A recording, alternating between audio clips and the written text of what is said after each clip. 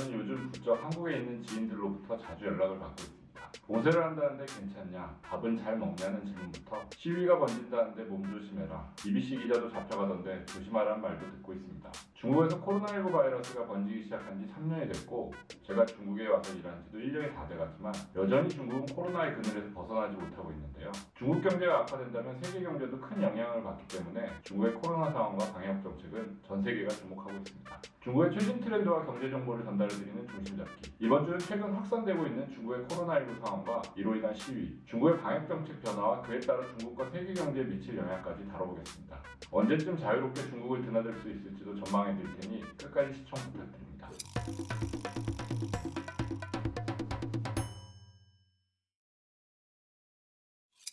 100년 전 겁도 없이 가장 먼저 시작했다. 지금 누구보다 먼저 바꾼다. 앞으로 100년 그렇게 나아간다. 리더는 과거형이 아니라 미래형이다.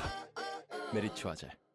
따자하, 안녕하세요. 서울경제 베이징 특파원 김광수입니다. 한국에서 많은 분들이 저의 안위를 걱정해 주시고 계신데요. 보시다시피 별일 없이 지내고 있습니다. 다만 식당 내 취식 금지를 비롯해 운동시설 등 상당수 상업시설의 영업 중단으로 정상생활은 불가능한 상황입니다. 모든 게 최근 중국에서 코로나19 확진자가 급증한 영향인데요. 중국은 지난달 열린 20차 당대회까지 철통 방역을 통해 감염자 차단에 나섰습니다. 시진핑 국가주석의 3년임을 앞두고 잔치상에 죄를 뿌릴 수 없었기 때문이죠. 당대회가 끝나면 방역 조치가 완화될 것이라는 기대감이 컸는데 실제로 20가지 조치라는 명목의 9차 매뉴얼이 발표돼 어느 정도 완화되기도 했습니다. 문제는 이 시점에 중국에서 코로나19 확진자가 급속도로 퍼졌다는 점이죠. 감염자 수가 늘어나자 중국 방역당국은 혼란에 빠져 다시 방역 고삐를 조이기 시작했습니다. 손바닥 뒤집는 것처럼 과거로 회귀한 방역 정책에 중국인들의 불만은 커졌습니다. 여기에 우르무치 화재 사태는 기름을 부은 격입니다. 11월 24일 발생한 우르무치의 한 건물 화재로 주민 10명이 숨지고 9명이 부상했습니다. 사망자가 더 있지만 시정부에서 은폐한다는 소문도 있습니다. 화재가 크지 않았지만 과도한 방역 조치로 소방차가 제때 접근을 하지 못해 사망자가 많았죠. 이를 두고 상하이에서는 이틀 뒤 추모 집회가 열렸습니다. 상하이 시민들은 우르무치 중로라는 거리에 모여 우르무치 사망자들을 위로했습니다. 시위대들은 정부의 과도한 방역 조치를 규탄했고 공산당 퇴진, 시진핑 퇴진이라는 구호까지 외쳤습니다. 경찰들과 시위대가 충돌했고 현장을 취재하던 BBC 기자가 수갑에 채워진 채 끌려가는 장면이 카메라에 잡혔습니다. 해당 기자는 구금된 채 발길질을 당하는 등 구타를 당했다고 주장하고 있지만 중국에선 그런 사실이 없다고 발뺌하는 중이죠. 시위는 다시 베이징, 우한, 청두, 광저우 등 중국 10여 개 도시로 확산됐습니다. 놀란 중국 당국은 공권력을 동원해 시위대를 해산시켰고 이후 시위가 벌어질 만한 일을 원천 차단하고 있습니다. 현재는 시위가 잠잠해졌는데 중국 당국이 시위대에 놀랐는지 일부 방역 정책을 완화해주고 있습니다. 최근 상황을 두고 중국은 물론 세계 경제가 민감하게 반응하고 있습니다. 코로나19가 중국에서 확산한다는 소식에 중국과 홍콩은 물론 미국 등 주요 국가의 중시가 하락했습니다. 그러다가 반발 시위로 인해 중국 정부가 제로 코로나 정책을 완화할 수 있다는 기대감과 실제로 일부 조치가 후퇴하자 다시 증시는 반등하고 있습니다. 지난 주말에도 홍콩 항생지수, 상하이 종합지수, 선전 성분지수 등이 모두 상승세를 기록했죠. 글로벌 투자은행과 금융기관 등에서는 중국의 제로 코로나 정책 유지와 완화, 폐지 여부에 따라 내년 중국은 물론 세계 경제 성장률이 달라질 것이라고 예측하고 있습니다. 중국은 세계의 공장이자 세계의 시장이기 때문에 전 세계에 미치는 영향이 엄청난데요. 국제통화기금 IMF는 올해 중국 경제 성장률이 3.2%로 세계 경제 성장률에 못 미칠 것으로 전망치를 계속해서 낮춰왔습니다. 크리스탈리나 게오르기에바 IMF 총재는 중국 정부가 제로 코로나 정책을 재조정해야 한다고 촉구했습니다. IMF는 만약 제로 코로나를 중국이 폐지한다면 내년에 4.4% 성장이 가능하다고 예측했습니다. 중국은 이미 올해 2분기 최악의 경제 상황을 경험했습니다.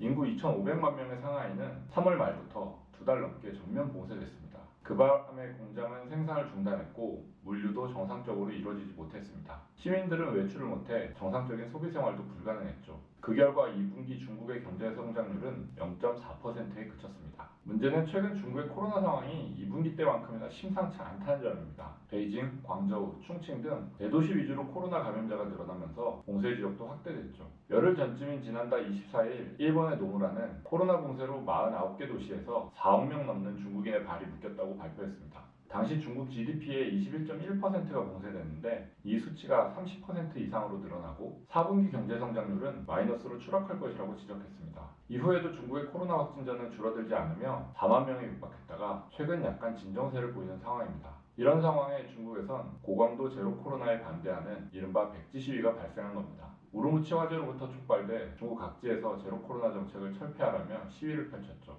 항의의 표시로 흰 종이를 들어 백지 시위라고 불리고 있습니다.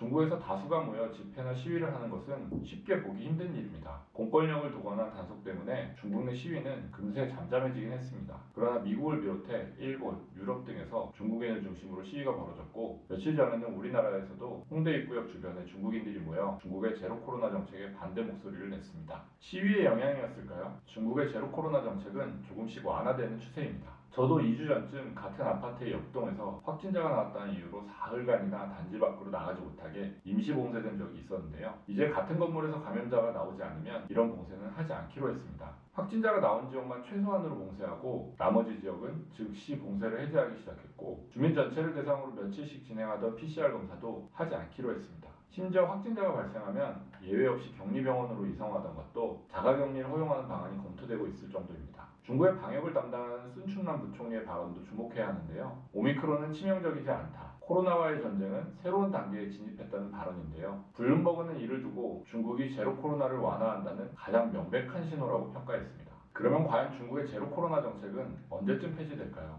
현재 중국은 해외 입국자에 대해 예외 없이 5+3 격리를 적용하고 있습니다. 올해 봄까지만 해도 3주 이상의 격리를 하던 것에 비하면 줄었지만 여전히 긴 편입니다. 비즈니스나 학업 등을 제외하면 비자 발급도 되지 않는 상황입니다. 블룸버그 산하 경제 연구기관인 블룸버그 이코노믹스는 내년 6월 말까지는 중국의 코로나 방역 조치가 완화될 것이라고 전망했습니다. 노무라 홀딩스는 내년 3월 이후부터 일상 회복을 시작할 것이라고 예상했습니다. 골드만삭스도 내년 2분기에 중국이 일상 회복에 들어갈 것이며 좀 더 일찍 나타날 가능성도 30% 정도 된다고 전망했습니다. 중국은 3월 초에 양회로 불리는 최대 정치 행사를 펼칩니다. 대부분의 국가정책 시행 기준이 이 양회가 되다 보니 코로나 정책의 변화 시점도 3월 양회가 기준이 되지 않을까 예상하는 겁니다. 중국 입장에선 의료 시스템이 좋지 않아 확진자 급증에 따른 사망자 확대가 가장 우려됩니다. 그래서 최근 긴급 브리핑에서도 고령자 백신 접종을 강조했죠. 갑자기 제로 코로나 정책을 폐기할 경우 3년여간 자신들이 해왔던 방역 조치가 잘못됐다는 것을 인정할 수도 있어 명분이 필요하다는 의견도 있습니다. 느리지만 조금씩 중국의 제로 코로나 정책은 완화되는 추세에 있습니다. 가장 빠르게 반응하는 것은 역시 자본시장인데요. 중국 증시를 비롯해 미국, 한국 등 주요 국가의 주식시장도 민감하게 반응하고 있습니다. 전문가들은 중국의 내수가 살아날 것이라며 소비 관련 종목에 관심을 두라고 조언합니다. 우리나라의 경우 화장품, 면세점, 항공 등 이른바 리오프닝 관련주와 한한령 완화에 따른 기대감에 미디어, 엔터 관련 종목도 주목받고 있습니다. 중국의 제로 코로나 정책과 변화 여부, 그에 따른 영향 등을 알아본 이번 주 중심 잡기는 여기까지입니다. 다음 주에 더 유익한 정보로 찾아뵙겠습니다. 시아쪼 찌엔